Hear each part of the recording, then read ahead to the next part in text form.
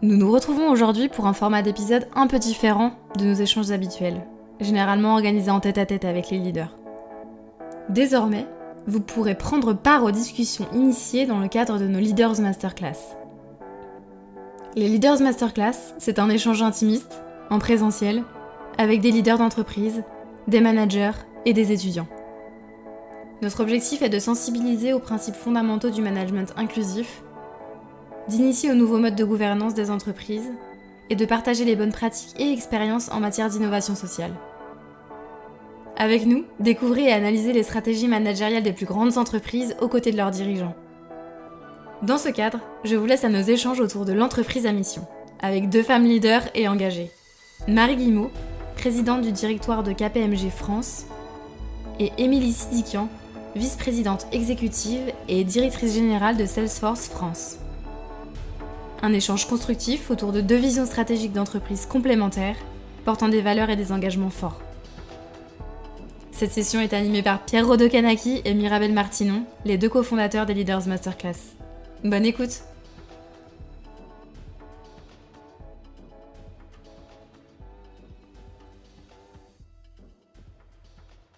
Avant de vous passer l'une et l'autre la parole, d'abord je tenais à vous remercier parce que c'est rare de réunir 2 grandes dirigeantes.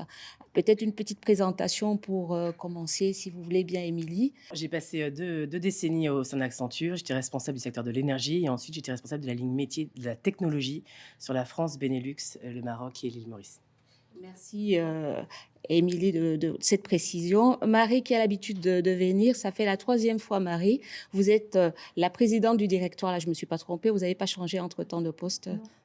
Non, pas parfait, pas encore. Merci Marie d'avoir accepté de partager votre expérience sur l'entreprise à mission. Et je vais passer la parole à Pierre qui va peut-être, avant de donner la parole à Marie et à Émilie, peut-être repréciser ce que c'est que l'entreprise à mission. L'entreprise à mission, c'est à la fois un ovni et quelque chose de très classique et pratique. Nous avons invité Marie et Émilie parce qu'elles ont déjà débattu ensemble de ce sujet il y a quelques mois chez KPMG, avant que KPMG adopte le statut d'entreprise à mission. Qu'est-ce que c'est qu'une entreprise à mission? C'est la question que nous allons vous poser à chacune des 2. Qu'est-ce qui change par le fait que vous soyez, Marie, et vous ayez choisi, vous ayez convaincu l'ensemble de la structure de KPMG d'adopter le statut d'entreprise à mission? Qu'est-ce qui a changé depuis que vous l'avez fait? Quels résultats, quelles difficultés vous avez eues pour l'implanter? Et puis, Émilie, et c'est par vous que je vais commencer, Salesforce, et quand je regarde l'entreprise et quand nous parlons ensemble et que vous m'expliquez la philosophie de l'entreprise, je suis frappé par le fait que ce concept, vous l'avez inventé, vous l'avez mis en place depuis de nombreuses années chez Salesforce. Ça existe, ça fonctionne, et pourtant, vous n'avez pas pris le statut. Donc, la question que nous nous posons, c'est finalement, est-ce qu'il y a des différences entre la manière dont vous fonctionnez? Est-ce qu'il y a des différences dans les problèmes que vous avez rencontrés en mettant en place votre style de management? Est-ce qu'il y a des différences dans les résultats que vous obtenez? Émilie, pourquoi, comment Salesforce a choisi, en effet, d'être une entreprise responsable? Responsable à tous les niveaux et sur tous les plans. Responsable vis-à-vis de ses clients, bien sûr, responsable vis-à-vis de son personnel, responsable vis-à-vis de ses fournisseurs, responsable vis-à-vis de l'environnement dans lequel elle fonctionne. Qu'est-ce qui a conduit une entreprise américaine, en principe cotée, c'est-à-dire responsable devant ses actionnaires, et aux États-Unis en particulier uniquement ou quasiment uniquement devant ses actionnaires? Qu'est-ce qui vous a conduit à choisir ce mode de management? Le micro C'est ici. enregistré ici, mais bien sûr. C'est ici, tout va bien, très bien. Bon, et tout d'abord, merci pour l'invitation, ravi d'être avec vous. Je pense qu'il faut effectivement peut-être rappeler le cadre de l'entreprise à mission, qui est de dire qu'il faut savoir définir une raison d'être, il faut définir des indicateurs qui vont au-delà des indicateurs économiques, donc des indicateurs de l'environnement, des indicateurs sociaux, et puis surtout, c'est de mettre en place une gouvernance pour pouvoir piloter, pour pouvoir capter les résultats, et ce, avec une contrainte dans la loi Pacte, qui est de le faire en interne et également de le faire par un audit externe. Donc ça veut dire que c'est un modèle qui est extrêmement engageant. La loi Pacte, elle date de 2019. Salesforce a été créé quand? En 1999. Donc pourquoi est-ce que Salesforce n'a pas adopté la loi Pacte? Tout simplement parce qu'elle avait effectivement inventé un nouveau modèle d'entreprise 20 ans avant la loi Pacte. Quand on regarde l'histoire de Salesforce, donc c'est effectivement une création en 1999 avec des fondateurs emblématiques, dont le fameux Marc Benioff, mais aussi Parker Harris, qui au démarrage se sont dit il va falloir qu'on arrive à avoir une entreprise qui ne soit pas définie sur son scope en tant qu'entreprise concrète, mais qui soit définie par un écosystème. Et donc, c'est la définition d'une entreprise comme l'ensemble de ses parties prenantes. Et pour ce faire, ils ont lancé une initiative qui, au départ, était dédiée effectivement à leur entreprise, qui s'appelait le One One One, en disant que 1% des capitaux doit être reversé, donc c'est-à-dire une culture philanthropique très forte dès le démarrage. 1% du temps des salariés doit être engagé, payé à temps plein pour pouvoir rendre à la société ce qu'ils reçoivent également au sein de l'entreprise. Et donc, c'est plus de 7 millions d'heures de bénévolat au travers de l'entreprise qui ont été réalisées. Et puis, 1% de leurs produits, des services, de la technologie qui est mise à disposition de l'ensemble des lois 1901 à but non lucratif. Et donc, c'est plus de 50 000 associations au niveau mondial. Si je prends la France, c'est 1500 associations qui en bénéficient. Donc, vous voyez, avec ce 1-1-1, ça permettait d'avoir une équation simple pour tout le monde, de dire c'est un minimum, on peut aller au-delà. Quand on est une start-up et qu'on est 10, c'est facile. Quand on est une entreprise au bout de 20 ans où il y a plus de 85 000 salariés, eh bien, c'est bien plus dur, parce que vous l'avez rappelé tout à l'heure, c'est qu'il faut systématiquement, quand on passe sur une logique de marché, arriver à concilier les échéances court terme et les échéances long terme. Donc, savoir jongler entre plus que l'intention, c'est la réalité d'une raison d'être et comment elle s'opère à l'intérieur d'une entreprise comme dans son écosystème, mais également assurer les indicateurs économiques et donc faire en sorte que l'equity story, les trimestres, l'année fiscale se terminent également bien, puisque l'équilibre est là. C'est d'arriver à faire un modèle qui reste un modèle économique, qui crée de l'emploi, qui crée de la valeur, qui participe au PIB d'un pays, mais en revanche, dans la manière d'opérer, qui soit pas juste parqué dans un département, mais qui vient engager l'ensemble de l'entreprise, l'ensemble des salariés et l'ensemble des parties prenantes. Et le modèle Salesforce, c'est ça. C'est un modèle qui vient, et si je vous donne des exemples très simples, qui vient s'ouvrir, c'est-à-dire que la technologie d'elle-même n'est pas fermée, c'est une technologie qui est extrêmement ouverte.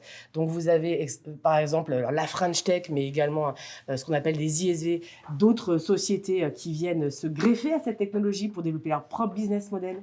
Vous avez des heures de bénévolat, j'en parlais, mais qui s'opèrent au choix de chaque salarié. Ça veut dire que ça peut être autour de l'autisme, parce qu'on est touché par l'autisme, ça peut être pour le cancer du sein, c'est par exemple comme Rose Up, c'est d'actualité sur ce mois-ci, mais c'est aussi, par exemple en France, plus de 20 000 heures de mentorat pour accompagner des jeunes sur du retour à l'emploi. Et quand je dis des jeunes, ça peut être des jeunes et des moins jeunes, puisqu'on le fait sur 5 piliers. On le fait sur les jeunes diplômés, le décrochage scolaire, sur la reconversion professionnelle, la réinsertion sociale et les réfugiés. Et donc, vous voyez en fait qu'on vient prendre un modèle d'entreprise où on est vendeur de technologie, avec un écosystème qui vient intégrer de la technologie pour des clients, et on a renversé l'équation en disant, voilà, on devient prescripteur dans la manière de faire, puisque c'est pas uniquement d'apporter une technologie, d'apporter un savoir-faire, mais d'apporter aussi des talents différenciés, d'apporter notamment sur le S de l'ESG, une nouvelle manière de ramener à l'emploi des talents qui n'auraient pas pu peut-être trouver un travail dans des critères dits classiques. Ramener à l'emploi. Alors, Marie, je me penche vers vous. Évidemment, lorsque vous êtes arrivée chez KPMG, est-ce que vous aviez déjà en tête l'idée de mettre en place l'entreprise à mission ou les choses se sont faites naturellement au fur et à mesure que vous avez pris possession des lieux? Je parle de la présidence, de votre élection. D'accord, alors merci Mirabel. En fait, effectivement, je ne suis pas arrivée dans ce rôle-là directement, puisque j'ai grandi depuis 90 dans les métiers d'audit et conseil, qui me passionnent parce que effectivement, il y a vraiment un cluster de compétences et surtout, c'est totalement ouvert sur le monde économique, mais aussi le monde associatif, mais aussi le monde académique. Donc, fort de ce rôle-là, en fait, on a bien sûr des magnifiques opportunités. Ça, c'est ce qu'on voit au départ et c'est ce qu'on va même chercher. Mais on a aussi une immense responsabilité parce qu'aujourd'hui, face aux défis, on se dit que comment on peut mieux mobiliser les compétences et toute cette énergie, puisqu'on a aussi une moyenne d'âge très, très jeune, donc 30-35 ans. Eh bien, comment on peut faire ça? Eh bien, il faut effectivement avoir un projet fort avec un alignement fort sur un ADN qui est qu'on va chercher un peu dans les tripes de l'entreprise, dans les siennes aussi, vraisemblablement. Et puis, on arrive à fédérer, à donner un sens différent qui n'est pas seulement de répondre aux sollicitations de nos clients et de conduire nos missions, nos engagements, je dirais, de façon classique, mais d'aller un cran plus loin. Donc ça, moi, c'est ce que j'ai senti au moment notamment du Covid, parce que j'ai réalisé combien il y avait des énergies absolument incroyables et des gens qui se mobilisaient vraiment comme un seul homme pour servir les clients, pour leur apporter plus que de la technicité, un encouragement pour traverser ces tempêtes. Et puis ça résonnait totalement avec des expériences personnelles, que ce soit celle du handicap pour avoir été très jeune en contact très régulier avec Alexina, la fille des meilleurs amis de mes parents qui était trisomique. Et donc ça a été un premier souci de trouver un autre dialogue entre nous. Et puis, avec mes enfants, j'ai eu un grand privilège, c'est de faire une croisière en Arctique pour découvrir toute la vulnérabilité de l'homme dans ces environnements, mais aussi de la nature qui, néanmoins, cherchait absolument à s'adapter. Et ça a été vraiment un moment assez fort en termes d'émotion. Et on ne regarde plus son job, on ne regarde plus son rôle de la même façon quand on rentre et on se dit on ressent cette responsabilité. Donc c'est ce qui a fait que j'ai eu envie de conduire un projet pour KPMG qui aille dans ce sens-là. Et c'est la raison pour laquelle, avec Catherine Dedieu et Isabelle Grosmaître, on a réussi à l'expliciter pour concrètement poser des mots sur cette ambition. Et puis ensuite, catalyser l'action collective. Et j'ai beaucoup de fierté à voir que, effectivement, ça a pu convaincre.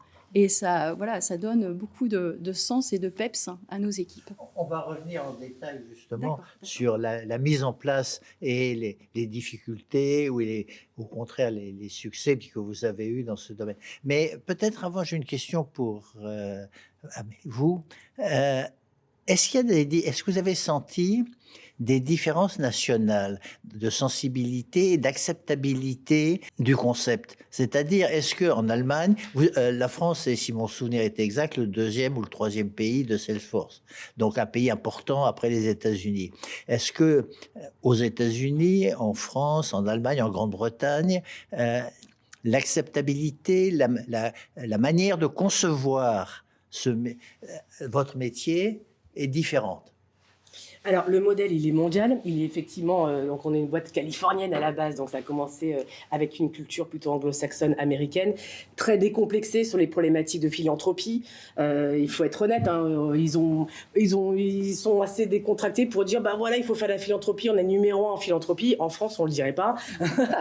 mais en tout cas, ça fait partie de l'ADN. Et ça, je pense que c'est important parce qu'effectivement, ça a été porté par un noyau fédérateur dès le démarrage de dirigeants qui incarnaient, en fait, cette philosophie-là. Donc, c'était pas juste sur du papier, c'était incarné, c'était vécu en toute authenticité. Au fur et à mesure, en fait, de la croissance de l'entreprise et donc du déploiement sur les différentes plaques géographiques, je pense que ce qui fait la différence, c'est la culture.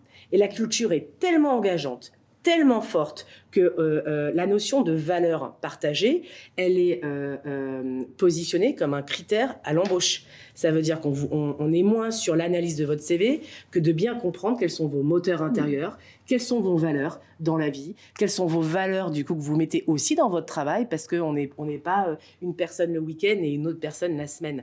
Et donc ça a permis aussi d'avoir une culture si forte que finalement ça découle sur l'ensemble des collaborateurs, quel que soit le pays, et au-delà en fait des frontières géographiques. Donc non, moi j'ai pas vu de barrière, j'ai plutôt vu au contraire quelque chose qui était tellement marqué, tellement vécu, que même quand on arrive, on est assez frappé par cette philosophie. Il n'y a pas une réunion en interne où les premières pages, que ce soit des réunions avec des collaborateurs, avec l'écosystème, avec des partenaires, avec des clients, ça commence par merci. La deuxième page, c'est quoi? C'est nos valeurs. Et ensuite, c'est comment on décline ces valeurs dans le projet de la journée. Donc ça veut dire que c'est quelque chose qui fait partie du quotidien et qui change aussi la mentalité des collaborateurs. Quand on regarde le 1-1-1, c'était certes un programme interne, mais en fait, les clients ont été aussi attirés par un modèle qui était assez simple, en disant finalement, est-ce que moi aussi je pourrais participer à ça? Et pendant les 20 ans d'histoire, justement, c'est un client qui a demandé à pouvoir y participer et est née l'idée de dire c'est devenu un label, ça s'appelle le Pledge One, et vous avez 17 000 autres entreprises de l'écosystème Salesforce qui étaient des clients ou des partenaires qui ont rejoint ce même principe pour pouvoir eux-mêmes engager le changement et se définir comme une entreprise à impact ou une entreprise comme plateforme du changement. Ça, c'est en effet impressionnant. Oui, 17 000 entreprises, c'est pas rien. Et bien sûr, il y a des noms de la tech, il y a du Yelp, mais ce que je vais vous dire, c'est que ça fait partie de l'écosystème. Donc ça montre que quand quelqu'un bouge dans la chaîne de valeur, en fait, ça fait aussi bouger quelque part autour, ça fait bouger le reste de l'écosystème. Et donc, ce n'est pas une logique qui est individuelle en tant qu'entreprise seule, c'est forcément quelque chose qui est dans le collectif, à l'intérieur de l'entreprise, qui doit être porté par tous, mais également à l'extérieur, par l'ensemble des parties prenantes. Et donc, petit à petit, si chacun met un petit peu sa goutte d'eau dans l'océan, ça en fait des rivières, ça fait des fleuves, et donc ça permet en fait de créer un mouvement et de changer comme ça. Donc, ça veut dire que pour le recrutement, lorsque vous devez, évaluer ou rencontrer vos futurs collègues, vous prenez en compte ces valeurs ou vous essayez de leur inculquer ces valeurs une fois qu'ils sont déjà installés. Comment ça se passe concrètement? Non, mais déjà, le recrutement, il est assez long. Pourquoi? Parce qu'on souhaite aussi montrer différents types de personnalités et de diversité. Donc, c'est-à-dire que c'est des entretiens individuels, mais ça se termine systématiquement par ce qu'on appelle un panel représentatif d'une diversité de l'entreprise. Et donc, la diversité, nous, on aime bien les quotas, donc on aime bien suivre aussi ce qu'on fait. Et donc, on n'a pas honte de le dire. On le vit non pas comme un frein, mais au contraire comme systématiquement se reposer la question et comme un accélérateur. Et donc, vous avez dans le panel des personnes d'origines différentes, de parcours différents, de métiers différents, d'orientations sexuelles différentes, de genres différents. Et ça permet aussi aux candidats de commencer à saisir la culture et l'approche de Salesforce, et puis également de se confronter à différents types de personnalités et d'être peut-être un peu plus authentique. Donc, d'enlever le voile sur un process de recrutement où on va faire la chronologie de ses expériences et plutôt se dévoiler sur qui on est vraiment, quelles sont ses passions, pourquoi on se lève le matin. Et donc, ça change la dynamique du recrutement. Une fois qu'on intègre, il y a un parcours de formation, d'intégration, d'accompagnement. Donc, chaque candidat est accompagné avec un mentor. Le process, il dure pas que 3 mois, mais c'est vraiment pendant 1 an. Donc, il y a 3 mois qui est vraiment particulier sur le métier, mais il y a vraiment pendant 1 an. Et moi, je peux vous dire que je l'ai vécu. Les premières sessions, vous avez la première journée, elle n'est que sur les valeurs de l'entreprise. Une journée entière, c'est pas une demi-heure, c'est pas 5 minutes sur 3 slides. Vous avez une journée entière sur les valeurs. Vous avez 5 valeurs de l'entreprise. Vous avez la confiance, qui est la valeur numéro 1. Et donc, ça veut dire quoi la confiance quand on parle de technologie et de données? Ça veut dire quoi la confiance avec ses clients dans la manière d'opérer? Ça veut dire quoi la confiance quand on est un collaborateur pour grandir dans un environnement bienveillant? Oui, c'est toutes ces questions en fait. Et ça veut dire quoi la confiance quand vous allez piloter votre équipe ou quand vous êtes membre d'une équipe? La seconde valeur, c'est le succès client. C'est qu'on a tout de suite conscience qu'on rentre dans une entreprise où le succès de l'entreprise passe par le succès de son écosystème. Et donc, ça veut dire qu'on ne fait pas n'importe quoi et que si les clients et les partenaires sont contents et réussissent eux-mêmes, ça veut dire que de fait, on réussira aussi. Et donc, nos locaux sont ouverts pas que pour nos salariés, mais ils sont ouverts pour l'ensemble de nos parties prenantes.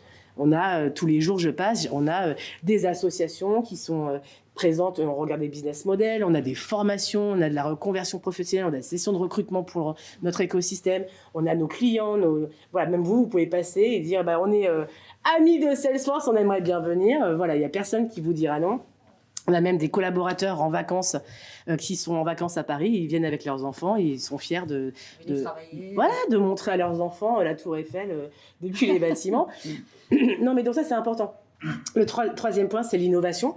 Et c'est le fait de dire que, on doit systématiquement, pour pouvoir assurer un modèle à impact, il faut aussi se renouveler. Et donc l'innovation, c'est passé par le fait qu'on renouvelle le produit, on renouvelle la relation avec nos clients pour s'assurer que leurs investissements ne sont pas à perte, ne sont pas court terme, mais qu'ils ont fait le bon choix technologique et que ça sera dans la durée. Mais c'est aussi l'innovation dans la manière d'opérer un management et de réinventer systématiquement la stratégie de l'entreprise. Et alors là, ça s'appelle le V2MOM. Moi, j'adore ça. Je vous donne ça comme exemple parce que je trouve ça assez génial.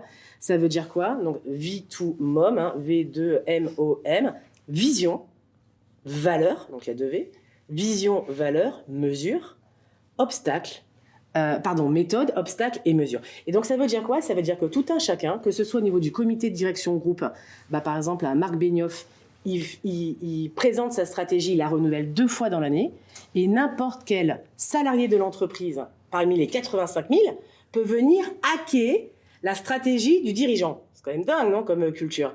Et le pire, c'est qu'une fois que ça s'est fait, tout un chacun, moi pour la France, quelqu'un d'un département ou autre, va prendre cette méthode et définir c'est quoi la vision que j'ai pour mon job,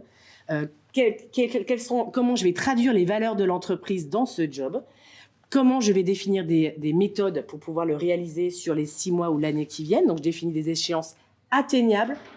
Je vais définir les obstacles que je peux avoir en interne et en externe. Et enfin, je mesure pour vérifier que est-ce que ça fonctionne pas, et être dans une culture où on a le droit à l'échec et se dire si ça marche pas, si la mesure ne marche pas, je change. Et c'est pas grave. Mais en tout cas, on est capable d'être dans cette transparence-là. Et enfin, les 2 autres valeurs, c'est forcément l'égalité, une valeur très forte. Donc, j'ai parlé effectivement du programme sur l'employabilité, mais pareil, on a ce qu'on appelle des equality groups sur le handicap, sur le LGBTQ+, sur le genre, sur les origines.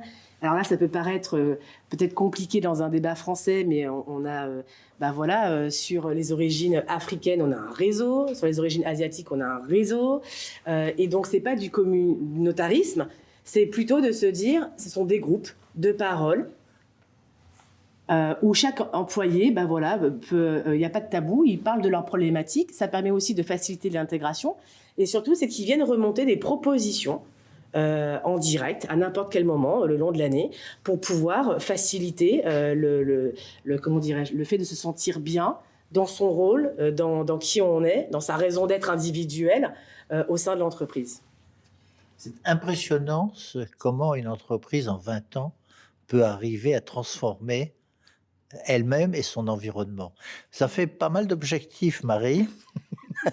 Peut-être 2 questions. La première, c'est pourquoi, quand vous avez pris la direction générale, la présidence du directoire de KPMG, vous avez décidé de prendre cette voie-là, et la question est finalement, comment vous êtes arrivé à convaincre l'ensemble de la structure, puisque vous avez eu un énorme succès, 94% de votes pour, en France, pour une société d'audit que je connais bien, c'est impressionnant.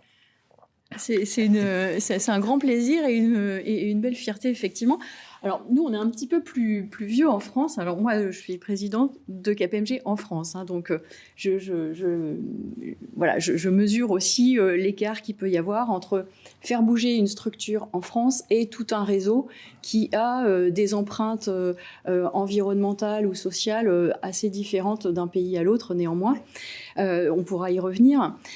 Sur la France, en fait, nous, on est un peu plus âgés que Salesforce. Ouais. On a 60 ans cette année. Donc, on a eu aussi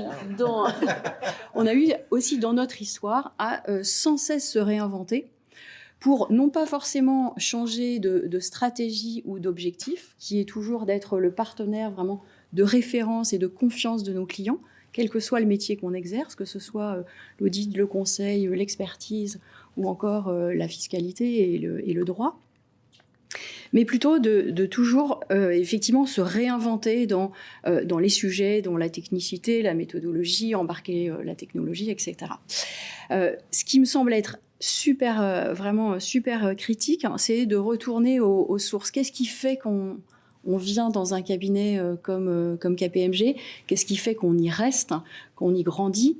Et qu'est-ce qui nous porte le matin, en fait pas seulement la technicité, la méthodologie, on sait que c'est pas ça. On sait qu'il faut aller chercher plus les émotions, les leviers d'action personnelle. Et dans l'ADN de KPMG, il y a cette recherche d'être vraiment au service. Et je pense que ça, c'est vraiment quelque chose qui est très marquant. Parce que quand on est face à des problèmes chez nos clients, on ne se dit pas « bon, moi je fais ma mission, c'est écrit comme ça dans le contrat, je me limite à ça ». Je crois qu'on est vraiment investi par notre mission vis-à-vis de nos clients et vraiment on a de cesse d'être au meilleur de cette mission. Donc ça, c'est plutôt l'ADN avec une forte attention portée à l'humain, parce qu'on n'a pas de ressources, on n'a pas de technologie, on n'a pas d'usine. Les seuls biens précieux, ce sont nos équipes. Donc ça, c'était un premier point de départ qui est très sensible. Le deuxième, il est qu'effectivement, on a déjà un terreau très fort en matière d'engagement citoyen. Alors, on n'avait pas non plus attendu la loi Pacte, on avait depuis 2002, et ça c'est en France et au niveau mondial, une politique ESG, si vous voulez, avec des engagements citoyens, mais il faut le reconnaître, qui étaient en plus du business. Donc ça participait de l'attractivité, mais c'était en plus. Là, moi, ce que j'ai voulu faire, c'est que le business soit au service d'une économie plus responsable et que ce business porte aussi le mouvement. Donc je crois que ce qui nous rapproche, Émilie, c'est qu'effectivement on cherche à ce que ce soit un élan qui soit collectif et qui dépasse les frontières de l'entreprise, des deux façons. Là, nous, ce qu'on souhaite, c'est que dans chacune de nos offres, dans chacune de nos interactions avec nos parties prenantes, eh bien, il y ait ce souffle d'aller chercher davantage d'attention et d'inclusivité pour les collaborateurs, pour le genre humain au sens large, qui est d'être plus vertueux aussi en termes d'utilisation de ressources ou de conscience qu'il faut changer de paradigme. Voilà, donc c'est vraiment de porter le business pour être vraiment acteur de ces transformations. Donc c'est plus du tout de la passivité. Comment est-ce que c'est reçu par vos clients? Alors, c'est reçu, c'est déjà une interpellation. Parce qu'effectivement, ce n'était pas attendu. Et donc, on sort d'une image, peut-être d'une finance un peu désincarnée, un peu froide, voire cynique, oui, à tout à coup un questionnement, une curiosité et une chaleur. En fait, vraiment, on a ce regard qui évolue. Ce qui a été aussi très important, c'est de voir comment ça résonnait avec nos parties prenantes. Alors, nos clients, ils sont surpris au départ, mais en fait, quand ils nous aident aussi à réfléchir, qu'ils réfléchissent avec nous, ils voient qu'en fait, on a tous les atouts pour être acteurs de ces grandes transformations économiques et sociétales. Et donc, en fait, ils nous encouragent à faire, et finalement, ils nourrissent une attente qui a dépassé très largement celle qu'on imaginait. Ça, c'est le premier point, et donc, ils ont été un vecteur extraordinaire, un aiguillon très fort et puissant pour nous aider, nous encourager à faire.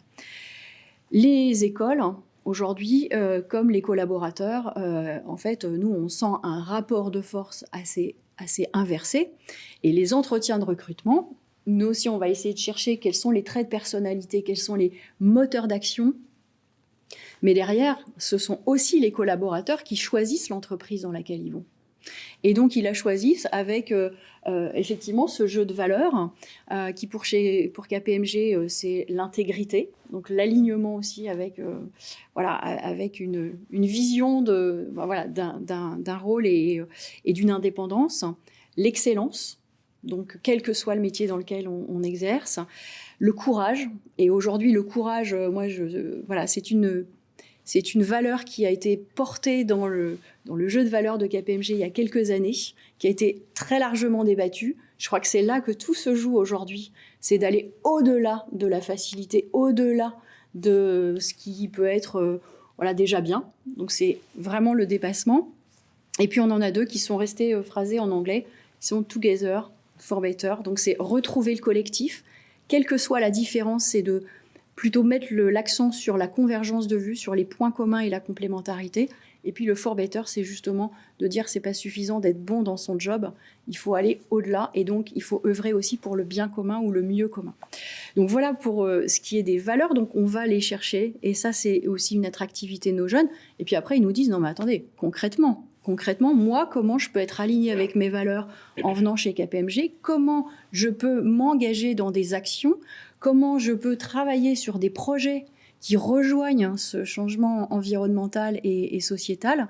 Et c'est là où nous, on a dû apprendre à basculer dans ce nouveau dialogue et être en déséquilibre avant beaucoup plus prononcé qu'on ne l'aurait été peut-être sans avoir ce projet. Juste pardon Marie, je voulais revenir vers vous, Émilie. J'ai bien compris que vous aviez des valeurs très fortes. Et je me pose la question de savoir pourquoi vous n'avez pas basculé du côté de l'entreprise à mission, comme KPMG. On avait déjà un modèle depuis 20 ans avant. Donc le modèle était ancré, l'entreprise a été construite sur ce modèle-là.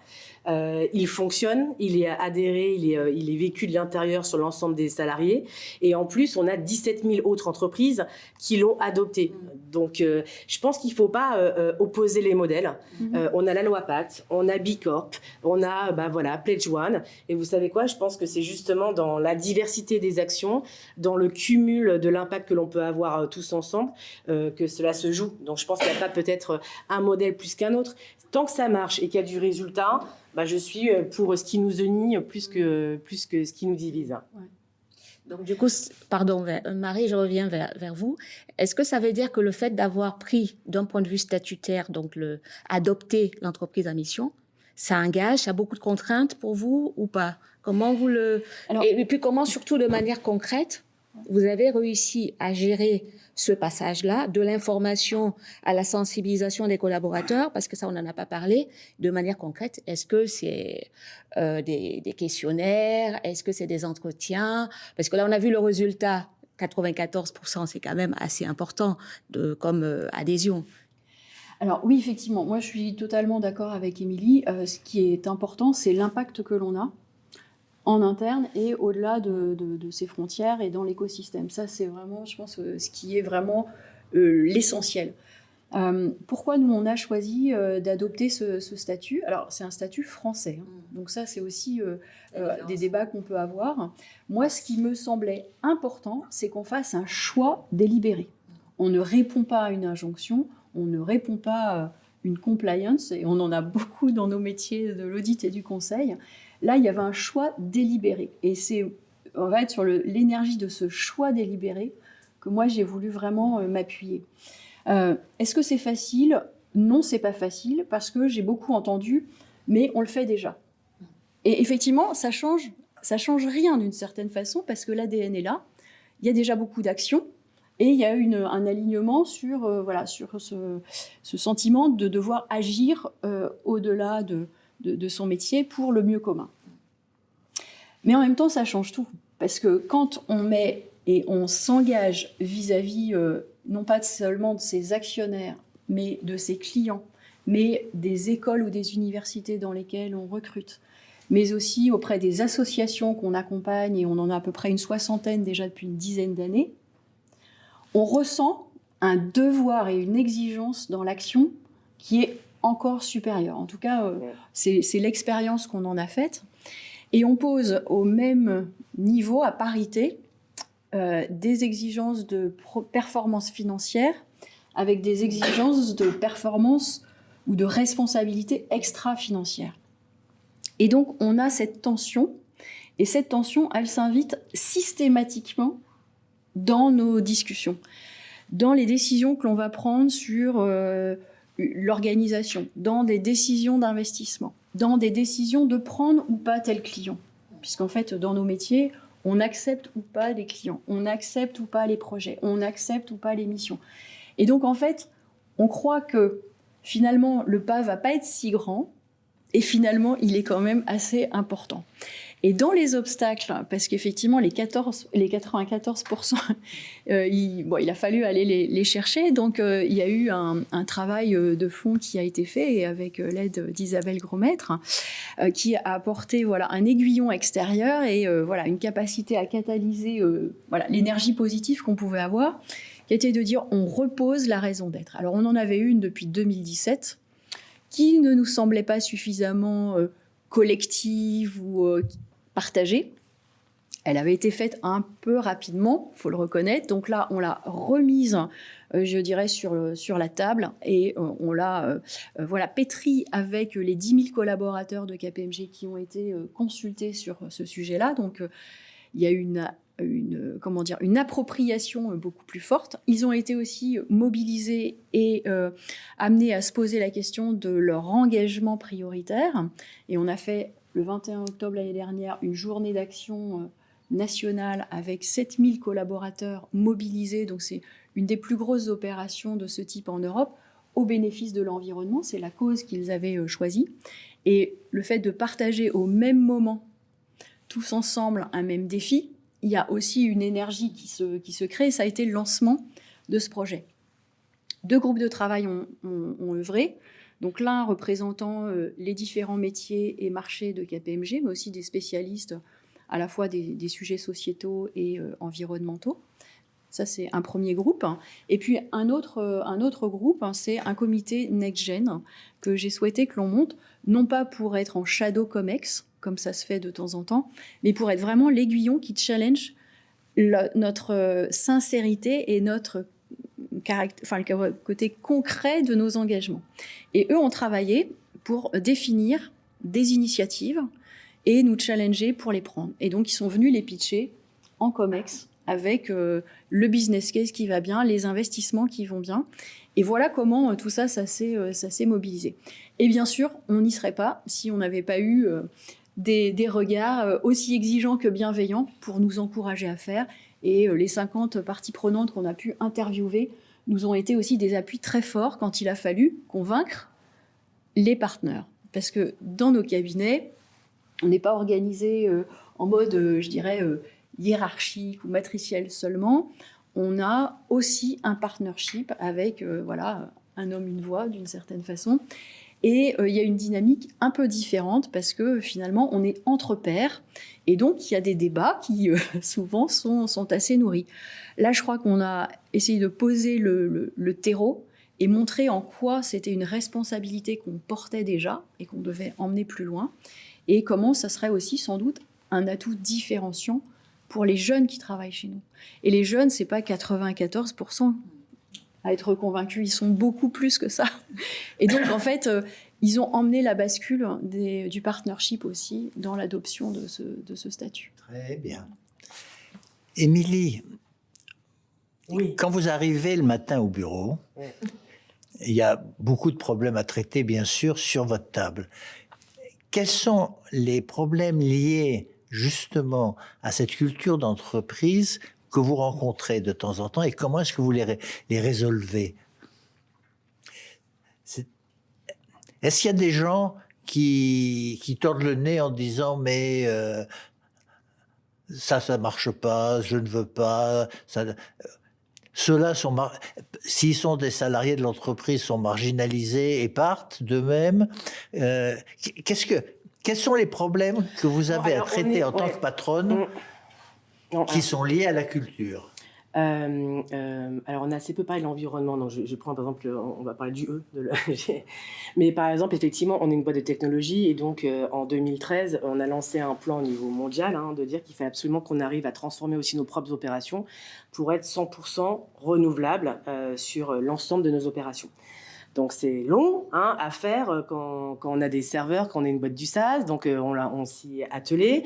On l'a d'ailleurs inscrit comme 5e valeur une fois qu'on a atteint ce plan. On avait dit 2013, 2022, 2023. Donc, c'est un plan à 10 ans. Et on a réussi à atteindre nos objectifs en 2021, l'année dernière. Et donc, c'est là, du coup, on s'est dit, on se transforme d'abord de l'intérieur. Et c'est comme le mouvement de respiration. D'abord, vous le faites de l'intérieur. Pour le faire de l'intérieur, on a mis en place quoi ? Nos outils. Donc, on a en même temps fait de l'innovation. On a créé le Net Zero Cloud qui nous a permis de suivre la donnée, de regarder si c'était fiable, si on avait des éléments de preuve, si c'était tangible, si on y arrivait. Et ensuite, on l'a mis à disposition de l'externe. Vous voyez, donc l'interne, l'externe à chaque fois. Et ça, c'est vraiment cette philosophie de dire on n'est pas qu'une entreprise, on est un écosystème. Donc, ce qu'on fait en interne, on a une idée, on doit savoir le pratiquer pour être propre, entre guillemets. Et puis après, on le met à disposition à chaque fois de nos parties prenantes. Donc, c'est comme les deux faces d'une même pièce. Vous avez raison, vous pouvez avoir des collaborateurs qui se posent des questions. Et je pense que ça change aussi, quelque part, le style de management. Salesforce, c'est une culture où chacun a la parole. Vous pouvez avoir un stagiaire, un apprenti, un jeune qui déboule le matin dans votre bureau et qui dit « je ne suis pas d'accord ». Par exemple, il y a eu effectivement un choix où la Formule 1, au niveau mondial, a souhaité retenir Salesforce au niveau de la Formule 1. Bon, on a été challengés, c'est normal. Et d'ailleurs, ça a été des débats en interne. Et je pense que c'est sain de se dire, on le fait pas. La Formule 1, est-ce que justement, ça va dans notre ADN ou pas ? Et on s'est dit, si c'est pour dire qu'on sponsorise en mode la Formule 1, ça ne sert strictement à rien. Donc non, ça ne correspond pas à nos valeurs. En revanche, et c'est là où du coup, ça a repensé l'approche de la Formule 1, qui est revenue nous voir en disant, mais en fait, on a besoin de vous, parce qu'effectivement, il y a un impact environnemental qui est très fort. On doit nous-mêmes se transformer et aller vers un impact carbone neutre. Quand on parle de Formule 1, c'est quand même un sacré défi. Et donc, du coup, comment on fait ? Aidez-nous, on a besoin aussi d'utiliser vos technologies pour avoir notre empreinte carbone, pour comprendre le avant, le pendant et le après, comment on peut faire pour garder une Formule 1, mais qui serait imaginable demain verte. Et donc, c'est comme ça qu'on arrive à s'auto-challenger quelque part sur la manière dont on fait le business et pas juste de répondre à des appels d'offres ou autres.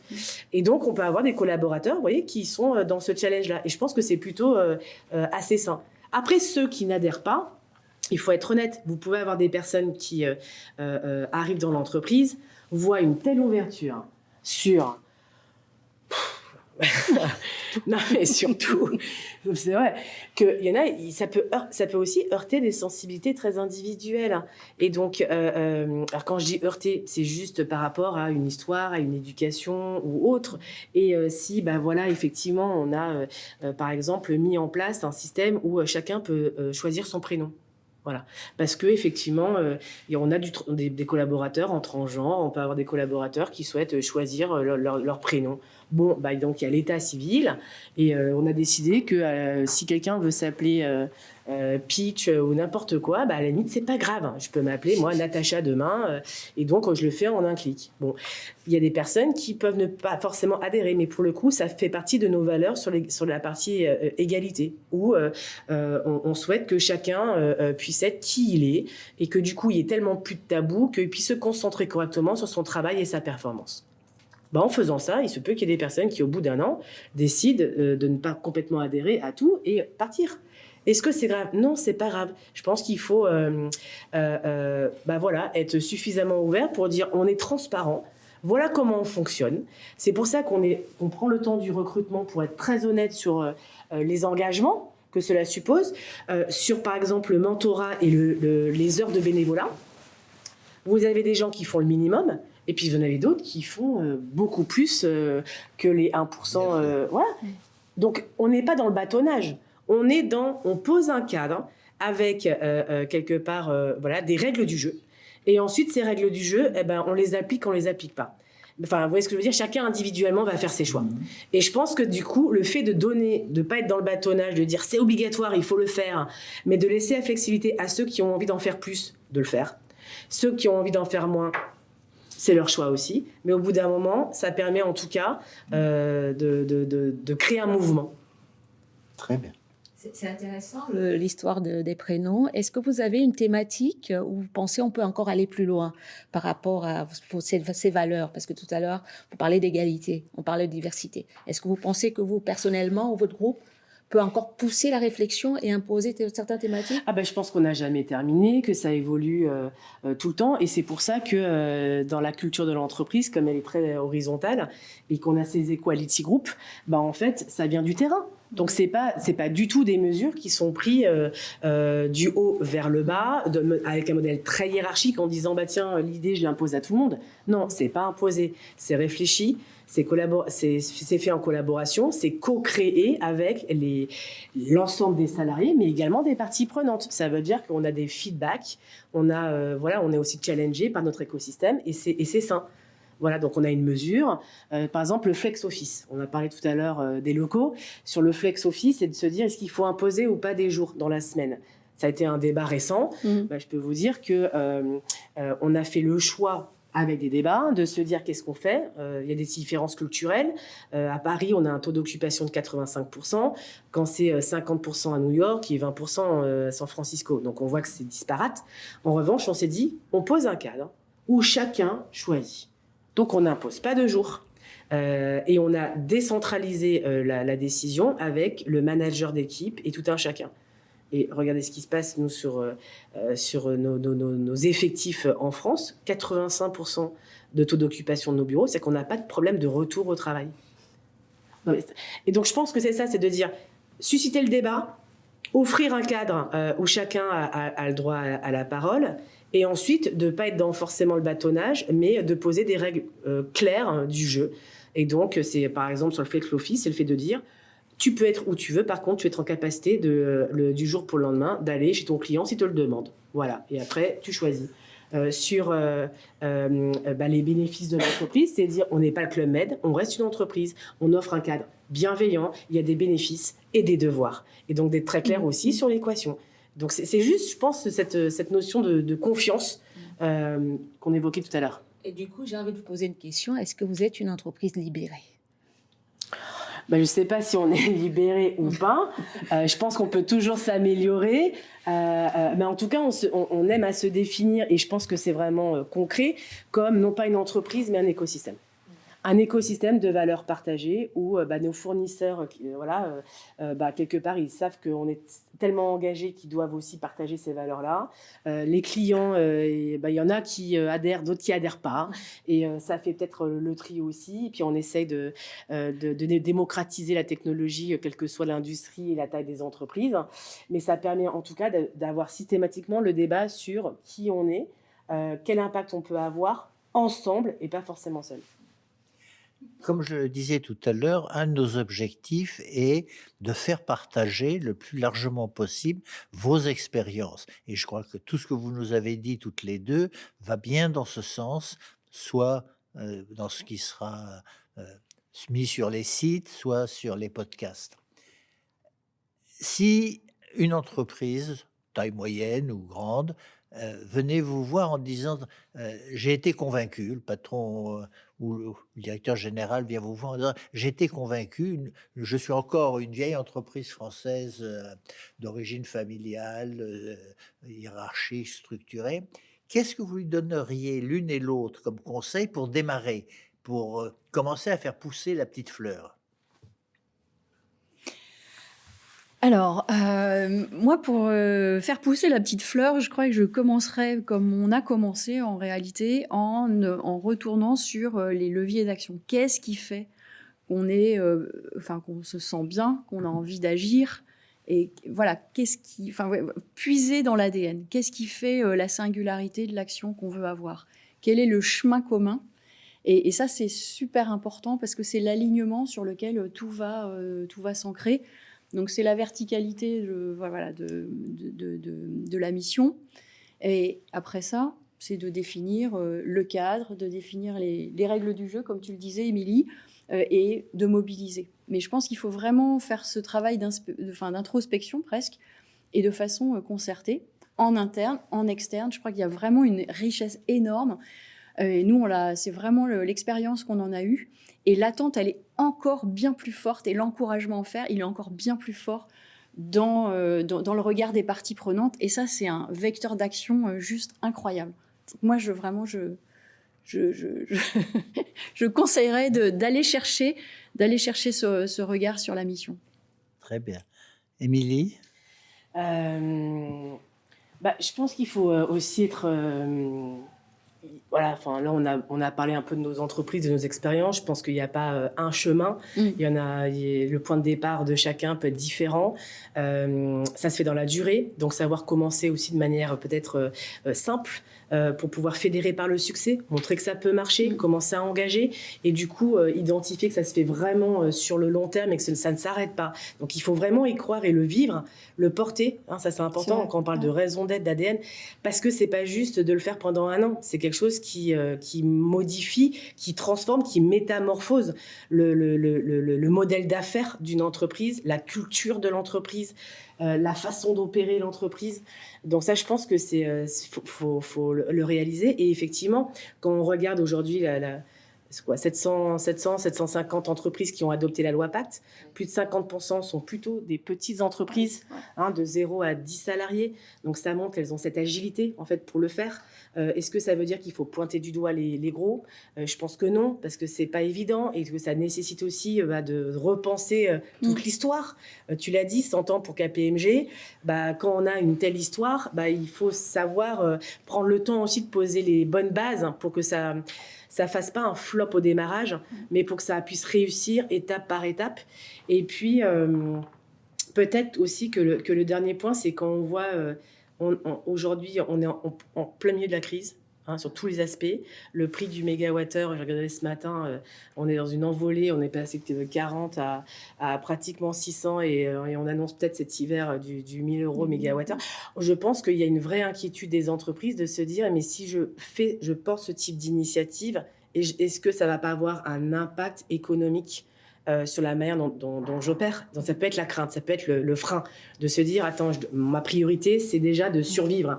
Donc, est-ce que je dois m'engager là-dedans alors que je suis déjà chahutée, je ne sais pas de quoi demain sera fait. Je pense qu'on vit tous dans un monde complexe. On sait que de toute façon, les difficultés, on en aura à gérer. Je suis quelqu'un d'optimiste, donc j'ai bon espoir qu'on saura sortir tous grandis de cela, de ce qui est en train de se passer, et que c'est au-delà d'une crise énergétique, au-delà d'une crise sociale, on est surtout dans une crise de valeurs, et que c'est justement peut-être là qu'on doit se dire, on va tenir le cap et voilà, la direction, et peut-être que c'est justement l'opportunité de se réinventer et de se dire, voilà, on va tenir la baraque pendant la crise, entre guillemets, financière, économique, tout en accueillant des nouvelles façons de faire. C'est d'autant plus important, je pense, de définir ce cap, qu'on va dans une succession de crises et de chocs. Parce que l'idée, c'est pas de répondre seulement au prix de l'énergie ou au sourcing ou voilà, le refond de la supply chain, c'est juste d'emmener un collectif et de passer les différentes vagues. Donc pour emmener ce collectif, il faut revenir vraiment sur ce qui fait l'élan commun et surtout ce qui fait qu'on a envie d'aller au-delà. Et donc voilà, il faut aller trouver cette énergie-là. Ouais. Marie, moi j'avais envie de parler de bilan.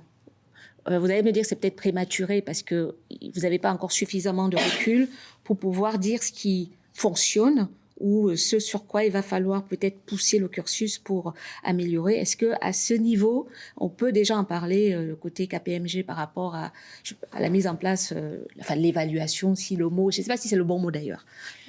Alors, évaluation ou mesure, oui. Pour moi, c'est vraiment des axes de progrès. Parce que quand on choisit ce statut, c'est pas parce qu'on pense être le meilleur élève C'est juste parce qu'on est déterminé à faire progresser le curseur, on va dire. Sur le plan des talents, on a fait beaucoup de choses cette année, grâce à notre comité NextGen d'ailleurs, qui nous a apporté pas mal de souffle et d'initiatives. Donc c'est davantage de flexibilité, que ce soit sur les horaires, les contrats, l'organisation du travail, donc sans avoir trop de contraintes. Donc on n'a pas non plus de jours fixés, on demande simplement à ce qu'ils travaillent au moins 2 jours par semaine ensemble pour cette transmission, justement, parce que c'est important dans la formation et l'état d'esprit. On a travaillé donc sur la semaine parentale de 4 jours. On a les 6 jours sans demande particulière ou justification particulière d'intervention sur des initiatives d'engagement citoyen, par exemple. On a des contrats beaucoup plus modulaires aussi pour préserver vie privée et vie professionnelle, ce qui est aussi un défi dans nos activités qui sont souvent très très prenantes. Donc sur le plan des talents, on a beaucoup d'initiatives qui démarrent. La mesure, elle est encore trop jeune, vraiment pour qu'on puisse s'en parler. J'aimerais vous dire l'année prochaine quel est le nombre de jeunes parents qui ont bénéficié, par exemple, de ce dispositif semaine de 4 jours. Sur le plan des clients, je pense que ça, c'est vraiment le sujet le plus important, parce que quelle est notre capacité à impact ? Eh bien, on peut, nous, déjà se mobiliser. On est 10 000 en France, on est 220 000 dans le monde. Ça, on le fait déjà. Mais en fait, c'est quand on est en phase avec nos clients, c'est à travers nos clients qu'on a l'effet des multiplicateurs le plus fort. Je reviens à la France, on est 10 000 collaborateurs, on a 100 000 clients. Donc, on imagine la puissance de feu que l'on peut avoir si chacun de nous rentre dans une autre interaction avec ses clients et systématiquement, le sensibilise, l'encourage à agir dans le sens d'une transformation positive.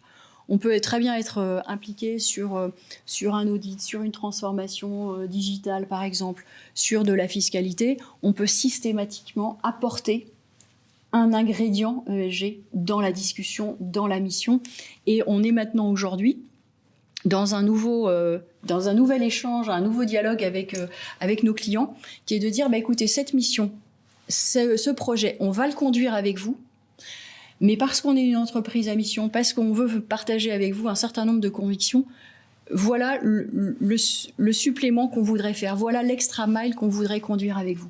Et ça, c'est sans doute là qu'on peut avoir le plus de progrès, c'est qu'aujourd'hui, ceux qui sont les plus convaincus vont avoir cette audace d'aller au-delà de ce qui est peut-être souhaité par nos clients. Ça, c'est vraiment un domaine sur lequel on peut agir davantage. Sur tout ce qui est planète, environnement, alors nous, on n'est pas un gros pétrolier, mais on a aussi une empreinte carbone. Eh bien, là, toutes les mobilités, elles sont revues, elles sont plus électrifiées, on va dire, plus douces aussi, puisque, en fait, un des grands sujets, c'est le déplacement auprès de nos clients. Donc là aussi, c'est plus de sobriété. Donc, on a tout un plan avec le souhait de réduire très fortement, mais on est déjà pratiquement à 100% de renouvelables. Ça veut dire que vous incitez vos salariés à prendre le métro et pas leur voiture personnelle ou pas? Alors métro, vélo, à travailler, à se déplacer quand c'est nécessaire. Les voyages internationaux, c'est un réseau, on sait que ça peut être extrêmement, extrêmement important en termes d'empreinte carbone. Donc là aussi, ils sont repris, rationalisés et je dirais limités à ce qui est utile en termes de connectivité. Mais on n'est plus en train de faire le tour du monde en permanence. Donc ça, c'est aussi un assez grand changement. Néanmoins, on croit à la proximité. Donc ça ne peut pas être jamais. Et donc, on ne passera pas au remote à 100%. Ça non. Par contre, oui, on encourage. On a des programmes de mobilité. On abonde sur les achats de vélos, de bornes de recharge, etc. Donc, c'est assez vaste. Et voilà, ce n'était pas forcément là qu'on imaginait investir tout de suite. J'ai une question qui est liée à celle que Michael a posée tout à l'heure, et qui est liée aussi à ce que vous nous avez dit toutes les deux sur votre réseau et la manière dont vos deux entreprises influent sur le réseau, les 3000 clients de KPMG et les milliers d'entreprises avec lesquelles Salesforce est en lien. Et en même temps, ce que nous faisons, Mirabel et moi, ici, qui est d'essayer de faire perfuser les bonnes pratiques dans l'entreprise. Est-ce que nous ne manquons pas, vous et moi, d'un élément important qui est l'université, la formation des gens? Comment est-ce que nous passons pas à côté du fait que nous n'arrivons pas, parce que nous ne touchons pas suffisamment tôt les gens qui vont occuper ensuite vos places ou nos places dans l'entreprise, nous ne les avons pas suffisamment tôt sensibilisés, formés à cette approche? Vous avez complètement raison, Pierre. C'est vraiment le nerf de la guerre, c'est la bonne compréhension des enjeux aujourd'hui en matière environnementale ou sociétale. Ce que l'on voit, c'est que nous, nos jeunes, ils ont une attente très très forte de comprendre mieux et de s'engager dans cette voie. C'est la raison pour laquelle, j'aurais pu en parler tout à l'heure, on a mis en place ce qu'on a appelé l'Impact Academy. C'est 100% de nos jeunes vont être formés à ces défis environnementaux et sociétaux. Certains deviendront des experts en la matière, mais tous auront ce socle. Et ça, pour le coup, on ne va pas le rendre optionnel parce qu'il nous semble que c'est absolument indispensable. On a des partenariats avec un certain nombre d'écoles également pour aller chercher des programmes définis conjointement entre les académiques et nous-mêmes sur ces domaines environnementaux, sociétaux. Et il y a de très nombreuses disciplines à aller chercher derrière. Et dans les écoles... Et madame, vous posiez une question tout à l'heure, mais dans les écoles, c'est absolument critique d'avoir de plus en plus de chaires, de compétences qui se développent sur ces sujets-là, tant le besoin dans les entreprises est vaste. Dans les cabinets comme les nôtres, oui, bien sûr. Donc, sur les 2700 jeunes que l'on accueille chaque année, seulement une partie, peut-être une cinquantaine, une centaine, sont déjà formés sur ces disciplines. Mais c'est majeur parce que c'est absolument l'avenir. Et dans les entreprises, c'est massif, hein, ce besoin de former et d'avoir des gens formés. Et le rythme auquel on va devoir adresser ces sujets nécessite qu'on ait beaucoup plus de formation inhérente. On ne peut pas se permettre d'avoir 3 ans, 4 ans pour former les experts. Il nous les faut vraiment maintenant. C'est un peu ce qu'on voyait dans les data scientists il y a quelques années. Le besoin, il est vraiment massif. Donc, on a besoin de travailler en collectif de façon extrêmement forte. Et puis, ça se nourrit aussi de l'expérience. Mais ça, c'est un sacré défi. Et nous, ça fait partie de nos fiertés et de nos missions. C'est de faire grandir les jeunes qui rentrent chez nous, qu'ils restent chez nous pour devenir des experts ou qu'ils aillent essaimer dans les entreprises. Et c'est la raison pour laquelle aussi on souhaite que chacun puisse s'engager sur des actions citoyennes parce que ça développe des compétences comportementales, une empathie, une compréhension des signaux faibles qui est indispensable pour les cadres de demain, les dirigeants de demain, les consommateurs de demain. Et on doit aller dans cet effet boule de neige parce que c'est comme ça qu'on va pouvoir s'en sortir. Et je ne vois pas comment on puisse s'en sortir si on est quelques communautés agissantes, mais s'il n'y a pas un vrai mouvement de fond. Donc ça doit être absolument généralisé de mon point de vue. Et Émilie, que pensez-vous de la formation à la base des jeunes pour intégrer les entreprises vos entreprises? Ah bah la formation sur notre sujet, vous voulez dire, c'est ce que tu viens de dire, Marie. Hein. Je pense qu'effectivement, il y a par exemple la Fraise du climat, ils viennent de sortir un label, ils étaient précurseurs sur ce type de sujet. D'ailleurs, je les connaissais bien, c'est des anciens collègues. Mais donc, je pense qu'il faut effectivement se reposer sur déjà un existant, un vivier, le fait aussi, donc la formation est essentielle. Le fait de le vivre au quotidien, c'est une formation continue. Donc le fait en fait de dire, tiens, je recrute différemment et donc je travaille avec des collègues qui sont aussi différents, en fait, du coup, ça permet de le voir de manière très opérationnelle. Et il y a peut-être un point complémentaire à ce qu'a dit Marie, qui est la génération de dirigeants d'aujourd'hui. Parce qu'il y a les pousses qui ont envie, et puis il y a aussi l'existant, hein, le fuel stock. Qu'est-ce qu'on fait sur le stock? Et je pense que là, pour le coup, je prends l'exemple du Pledge One, donc j'ai cité Yelp, mais il y a DocuSign, il y a Okta. Si on prend la loi Pacte, il y a Danone qui fait des super choses, il y a Yves Rocher. Je pense que ça passe aussi par un partage très concret de comment ça marche, et d'illustrer avec des éléments de preuve. KPMG vient de faire ce passage-là, donc il faudra effectivement regarder par la suite les résultats, mais Danone a une superbe expérience aussi sur le sujet, et je pense que peut-être qu'il y a un cercle de retour d'expérience à monter en différenciant qu'est-ce qui marche de manière assez rapide en termes de victoire sur des entreprises non cotées, qu'est-ce qui peut aussi marcher quand on est sur du côté, parce que c'est pas la même problématique. C'est pas la même exposition. Et ça, c'est important, parce qu'on est, encore une fois, parfois on peut avoir un prisme, mais moi j'ai des super jeunes dynamiques qui arrivent et qui disent « Ah, mais Émilie, il faut révolutionner le monde et patati. » Ok, les gars, on reste une entreprise, donc on n'est pas sur l'opposition des mondes. On est sur comment on concilie les mondes.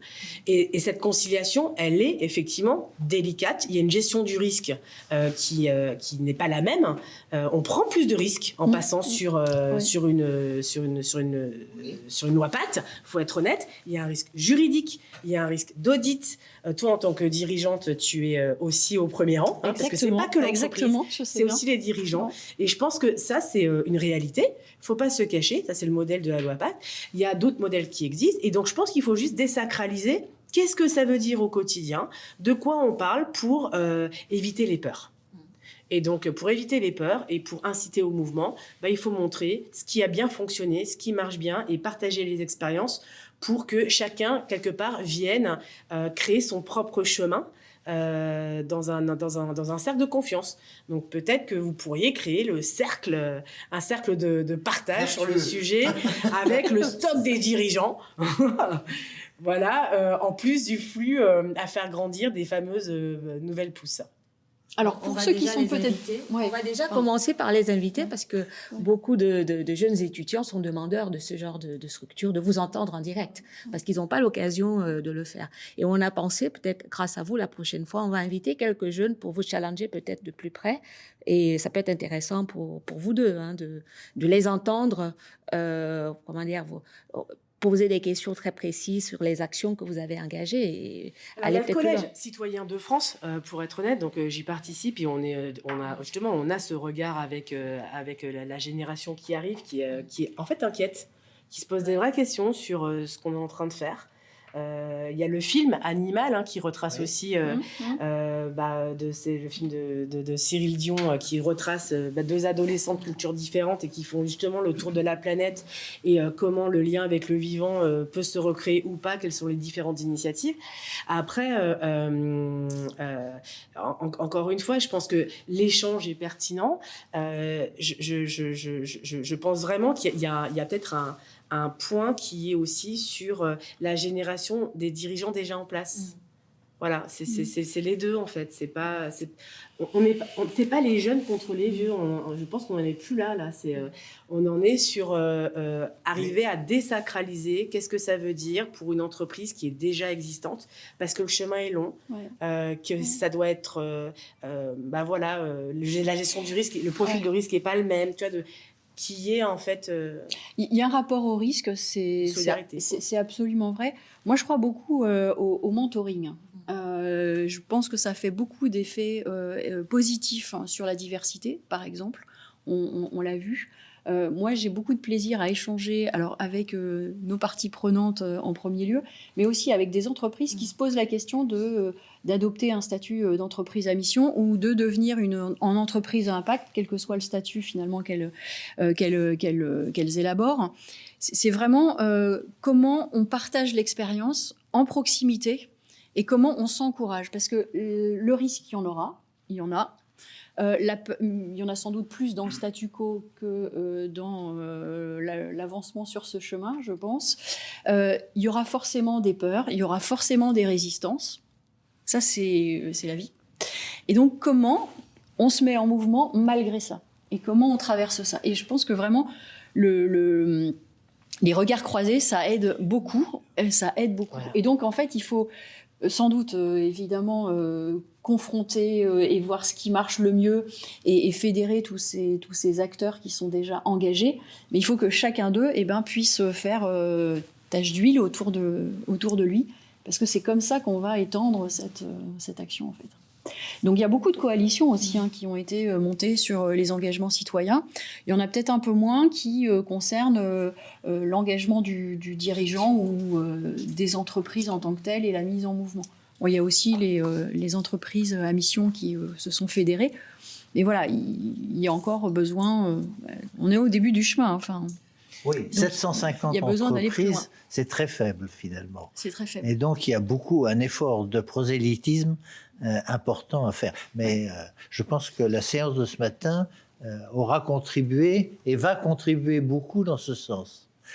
Voilà, et puis moi je suis là aussi pour soutenir Marie, parce que Marie, comme sur le chemin, tu l'as fait, exactement. Parce que justement, je pense que le partage d'expérience quand tu avais avec ton conseil d'administration et puis le comité de direction, le fait d'expliquer quels exemples existent ailleurs, ça je pense que c'est essentiel aussi. Et le partage de propos déterminés, je trouve que ça a beaucoup de force aussi. Donc ça dépasse les personnes, mais les personnes les incarnent et tu as un propos fort aussi, tu l'as eu et ça a participé de ce mouvement. Voilà, c'est une quête qui existait déjà. Moi, on se dit qu'on ne revient pas en arrière. Et voilà, ça, c'est super important. C'est vrai. Pour peut-être conclure, à l'une et l'autre, je vais vous demander si vous deviez dire une dernière phrase, un dernier mot. Qu'est-ce que vous direz pour conclure cette séance? Merci, déjà. Merci pour l'invitation. Et puis, sororité, solidarité avec les autres entreprises, pas de modèle unique, mais une diversité d'approches qui est nécessaire. Et puis, finalement, on parle du vivre ensemble. Donc, c'est ça qu'on est en train de se dire, le vivre ensemble entre humains et le vivre ensemble avec le vivant sur une planète qui s'appelle la Terre. Marie. 100% en ligne, moi j'aurais 2 mots, c'est le courage et la confiance. Le courage parce que il en faut pour emmener, il en faut pour s'engager au quotidien. Et puis la confiance parce que c'est effectivement entre entreprises, avec ses collaborateurs, avec ses enfants aussi, parce que je pense que les enfants ont un rôle très fort à jouer avec nous. On peut y arriver. Moi, je suis possibiliste, donc je pense qu'il y a une voie, on peut y arriver. Donc il n'y a pas de défaitisme à avoir, il n'y a pas de désertion à faire. Il faut absolument relever le défi. Et quand on le fait en étant effectivement armés et équipés ensemble, ça fonctionne. Merci Marie, merci Émilie, merci Marie. Je rajouterai un mot aux deux qui est vision. Vous nous avez montré 2 dirigeantes d'entreprise, et courage et vision, et je pense que c'est essentiel. Merci.